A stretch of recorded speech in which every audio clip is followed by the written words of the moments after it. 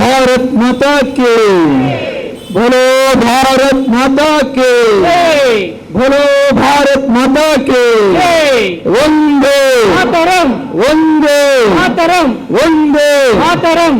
ಭಾರತೀಯ ಜನತಾ ಪಾರ್ಟಿ ಮಂಗಳೂರು ವಿಧಾನಸಭಾ ಕ್ಷೇತ್ರದ ವತಿಯಿಂದ ಏನು ಈಗಾಗಲೇ ನಮ್ಮೆಲ್ಲ ಇಲ್ಲಿ ಸೇರಿರ್ತಕ್ಕಂಥ ನಮ್ಮ ಮಾಜಿ ಶಾಸಕರಾಗಿರ್ತಕ್ಕಂಥ ಜಯರಾಮ್ ಶೆಟ್ಟಿ ಅವರು, ನಮ್ಮ ಜಿಲ್ಲಾ ಉಪಾಧ್ಯಕ್ಷರು, ಈ ಮಂಡಳದ ಪ್ರಭಾರಿಗಳು ಪೂಜಾ ಪೈ ಅವರು, ನಮ್ಮ ಮಂಡಳದ ಅಧ್ಯಕ್ಷರು ಜಗದೀಶಾಲ ಕೋಟದವರು, ನಮ್ಮ ಪ್ರಧಾನ ಕಾರ್ಯದರ್ಶಿಗಳಾದಂಥ ಮೋಹನ್ ರಾಜ್ ಕೆ ಅವರು, ದಯಾನಂದ್ ತೊಕ್ಕೋಟ್ ಅವರು, ನಮ್ಮ ಜಿಲ್ಲೆ ಕಾರ್ಯದರ್ಶಿ ಧನಲಕ್ಷ್ಮಿ ಗಟ್ಟಿ ಅವರು ಮತ್ತು ನಮ್ಮ ಎಲ್ಲ ಜವಾಬ್ದಾರಿಯುತ ಬಂಧುಗಳು ಎಲ್ಲ ನಾವು ಸೇರಿದ್ದೇವೆ.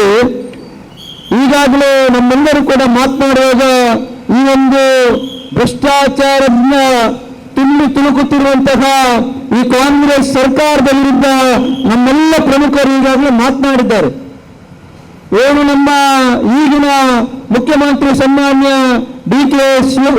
ಶಿವಕುಮಾರ್ ಅವರ ನೇತೃತ್ವದಲ್ಲಿರತಕ್ಕಂಥ ಈ ಒಂದು ಸರ್ಕಾರದಲ್ಲಿರುವಂತಹ ಸಚಿವರು ಬಿ. ನಾಗೇಂದ್ರ ಅವರು ಆ ಒಂದು ಅತ್ಯಂತ ಸಾಮಾಜಿಕ ನ್ಯಾಯ ವ್ಯವಸ್ಥೆಯಲ್ಲಿ ಅತ್ಯಂತ ಹಿಂದುಳಿದ ವರ್ಗವಾಗಿರತಕ್ಕಂಥ ಆ ವಾಲ್ಮೀಕಿ ಅಭಿವೃದ್ಧಿ ನಿಗಮದ 180 ಕೋಟಿಯನ್ನ ನೀರು ಕುಡಿದಂತಹ ಆ ಒಂದು ವ್ಯಕ್ತಿಯನ್ನ ಇವತ್ತು ವಿಧಾನಸಭೆಯಲ್ಲಿ ನೋಡುವಂತಹ ದೌರ್ಭಾಗ್ಯ ಈ ಕರ್ನಾಟಕದ ರಾಜ್ಯದ ಜನರಿಗೆ ಕೊಟ್ಟಂತಹ ಕಾಂಗ್ರೆಸ್ ನೇತೃತ್ವದ ಸರ್ಕಾರ.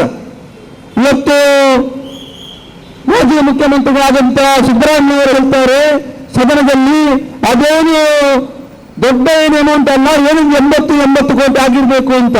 ಏನು ಇವರೊಂದು ಹಣಕ್ಕೆ ಯಾವುದೇ ರೀತಿಯಾದ ಲೆಕ್ಕವೇ ಇಲ್ಲ.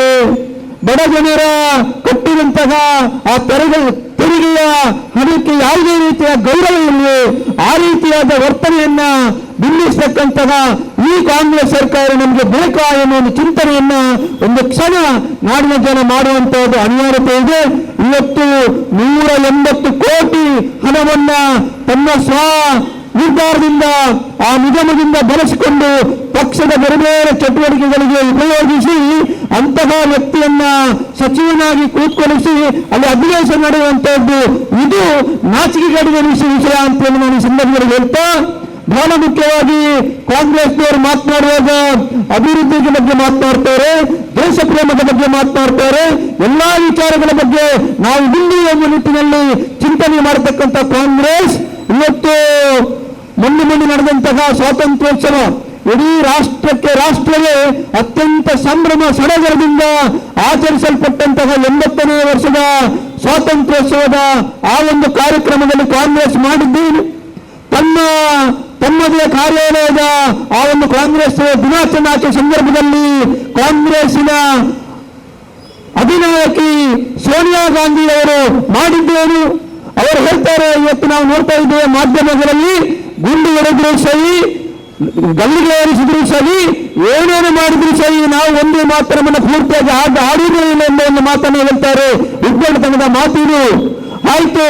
ಅವರು ಹೇಳ್ತಾರೆ, ನಮ್ಮ ಪಕ್ಷದ ಚಿಂತನೆಯಲ್ಲಿರುವಂತಹದ್ದು ಕೇವಲ 2 ಚರಣವನ್ನು ಮಾತ್ರ ನಾವು ಆಡ್ತೀವಿ ಅಂತ.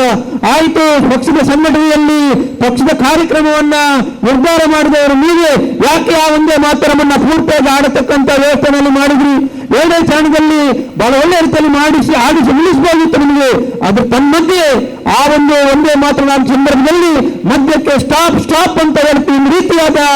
ಒಂದು ರೀತಿಯಾದ ರಾಷ್ಟ್ರ ಭಕ್ತಿಯನ್ನ ಇಸಕತಕ್ಕಂಥ ಕೆಲಸ ಕಾರ್ಯವನ್ನ ಕಾಂಗ್ರೆಸ್ನ ಅಧಿನಾಯಕಿ ಮಾಡಿದ್ದು ಇಡೀ ದೇಶಕ್ಕೆ ಮಾಡಿದ ಅಪಮಾನ ಅಂತ ಸಂದರ್ಭದಲ್ಲಿ ಹೇಳಲಿಕ್ಕೆ ಬಯಸ್ತೇನೆ. ಅದರ ಜೊತೆಗೆ ಅವರು ಹೇಳ್ತಾರೆ, ನಾವು ನಮ್ಮ ರಾಷ್ಟ್ರೀಯ ಅಧ್ಯಕ್ಷರಿಗೆ ಚಾರನ್ನು ಹುಡುಕಿದ್ದು ಅಂತ. ಏನು ಹಾಸ್ಯಾಸ್ಪದವಾದಂತ ಹೇಳಿಕೆ.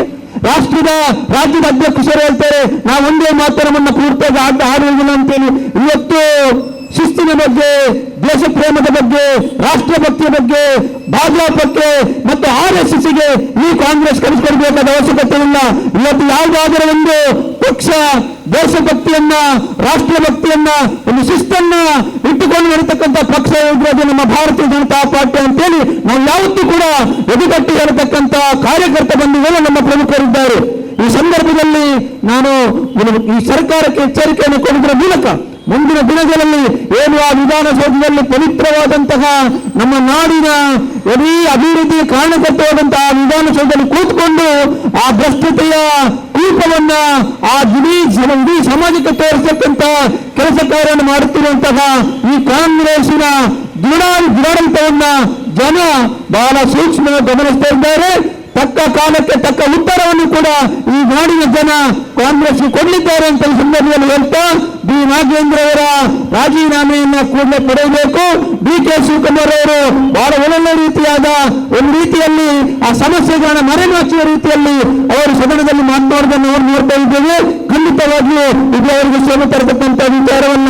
ಅದರ ಜೊತೆಗೆ ಈಗಾಗಲೇ ನಮ್ಮ ಮಾಜಿ ಶಾಸಕರು ಮೋಹನ್ ರಾಜ್ರವರು ನಮ್ಮ ಶಾಸಕರ ಬಗ್ಗೆ ಹೇಳಿದ್ರು. ನಮ್ಮ ಶಾಸಕರು ಮಾನ್ಯ ಡಿ.ಟಿ. ಕಾಗೇರಿ ಅವರು ಇನ್ನು ಕಾಣ್ತಾ ಇದೆ ಎದುರುಗಡೆ ನಾವಿಲ್ಲಿ ಪ್ರತಿಭಟನೆ ಮಾಡುತ್ತ ಸಂದರ್ಭದಲ್ಲಿ ಆ ರಸ್ತೆಯನ್ನು ಒಂದು ಬಾರಿ ನೋಡಿದಾಗ ನಿನ್ನೆ ನಾನು ನೋಡಿದೆ ಯಾರೋ ಒಬ್ಬರು ಪೊಲೀಸ್ ಸಿಬ್ಬಂದಿ ಒಂದು ಆಟೋ ರಿಕ್ಷಾವನ್ನ ತಳ್ಳುವಂತಹ ಒಂದು ವಾಟ್ಸಪ್ ಅಲ್ಲಿ ನಾನು ಬಂದು ನೋಡಿದೆ. ಅಂತಹ ಒಂದು ಹದಗೆಡತಕ್ಕಂತ ಒಂದು ಸ್ಥಿತಿಯಲ್ಲಿ ಈ ಉಳ್ಳಾಲದ ಈ ಭಾಗ ಇದೆ ಎನ್ನುವುದು ಇದು ನಮಗೆ ಬಹಳ ಬೇಸರ ತರತಕ್ಕಂತ ವಿಚಾರ. ಇವರು ಹೇಳಿದ ತಕ್ಷಣ ಇಡೀ ಉಳ್ಳಾಲ ಅಭಿವೃದ್ಧಿಯಾಗಿದೆ ಹಾಗೆ ಹೀಗೆ ಅಂತೆಲ್ಲ ಮಾತಾಡ್ತಾ ಇದ್ದಾರೆ. ನೋಡಿ ಇಲ್ಲಿಯ ರಸ್ತೆಗಳ ಆ ಒಂದು ತ್ಯಾಜ್ಯ ವಸ್ತುಗಳು ಹೋದಾಗ ಗಬ್ಬು ನಾಟ ಆ ಕಡೆ ಹೋದಾಗ ಬೀದಿ ಬಿಂಡಿಕೆಗಳು ಆ ರೀತಿಯಾದ ವ್ಯವಸ್ಥೆಗಳು ಉಳ್ಳಾಲದಲ್ಲಿರುವಂತಹದ್ದು. ನಾವು ಇವತ್ತು ಆರೋಗ್ಯ ಅದರಲ್ಲೂ ಕೂಡ ನಮ್ಮ ಶಾಸಕರ ಆರೋಗ್ಯ ಸಚಿವರು ಕೇವಲ ಪ್ರಚಾರಕ್ಕಾಗಿ ಫೋಟೋ ಫೋಕಸ್ಗಾಗಿ ಈಗಾಗಲೇ ಮಾತನಾಡೋದೆಲ್ಲ ಹೇಳಿದ್ರು. ಈ ರೀತಿಯಾದ ನಾಟಕವಾದ ರೀತಿಯಲ್ಲಿ ಆಡಳಿತ ನಡೆಸ್ತೇನೆ. ಜನಸಾಮಾನ್ಯರ ಕಷ್ಟಗಳನ್ನು ಅರಿತು ಅವರ ಸಮಸ್ಯೆಗಳನ್ನು ಅರಿತು ಅದಕ್ಕೆ ತಕ್ಕದಾದ ರೀತಿಯಲ್ಲಿ ಆಳ್ವಿಕೆ ನಡೆಸಬೇಕು ಅಂತೇಳಿ ಈ ಸಂದರ್ಭದಲ್ಲಿ ಸರ್ಕಾರವನ್ನ ಎಚ್ಚರಿಸ್ತಾ ಬರತಕ್ಕಂಥ ದಿನಗಳಲ್ಲಿ ಇವತ್ತು ಈಗಾಗಲೇ ನಮ್ಮ ರಾಜ್ಯಾಧ್ಯಕ್ಷರು, ನಮ್ಮ ರಾಜ್ಯದ ಪ್ರಮುಖ ನಾಯಕರು, ನಮ್ಮ ಜಿಲ್ಲಾಧ್ಯಕ್ಷರು ನಾವೆಲ್ಲರೂ ಕೂಡ ಸೇರಿ ಬಿ ನಾಗೇಂದ್ರ ಅವರ ರಾಜೀನಾಮೆಯನ್ನು ಕೇಳುತ್ತಿರುವಂತ ಸಂದರ್ಭದಲ್ಲಿ ಈ ಕೂಡಲೇ ಬಿ ನಾಗೇಂದ್ರ ಅವರ ರಾಜೀನಾಮೆಯನ್ನ ಪಡೆಯಬೇಕು. ಅವರ ಮಂತ್ರಿ ಸ್ಥಾನದಿಂದ ಅವರನ್ನು ಹಿಂಪಡೆಯಬೇಕು. ನೇರವಾಗಿ ಅವರನ್ನು ಮನೆ ಕಳಿಸತಕ್ಕಂಥ ಕೆಲಸವನ್ನು ಡಿ.ಕೆ. ಶಿವಕುಮಾರ್ ಮಾಡಿ ಅವರ ಗೌರವವನ್ನು ಉಳಿಸಿಕೊಡಬೇಕು ಅಂತೇಳಿ ಸಂದರ್ಭದಲ್ಲಿ ಹೇಳ್ತಾ ಈ ಸಂದರ್ಭದಲ್ಲಿ ಭಾಗವಹಿಸಿ ಎಲ್ಲರಿಗೂ ಕೂಡ ಅಭಿನಂದನೆ ಸಲ್ಲಿಸ್ತಾ ಭ್ರಷ್ಟಾಚಾರ ಮಾಡುತ್ತಿರುವಂತಹ ಕಾಂಗ್ರೆಸ್ ಸರ್ಕಾರಕ್ಕೆ, ಭ್ರಷ್ಟಾಚಾರ ತುಂಬಿರುವಂತಹ ಕಾಂಗ್ರೆಸ್ ಸರ್ಕಾರಕ್ಕೆ, ಭ್ರಷ್ಟಾಚಾರದಿಂದ ಕೂಡಿದಂತಹ ಸಚಿವ ನಾಗೇಂದ್ರ ಅವರಿಗೆ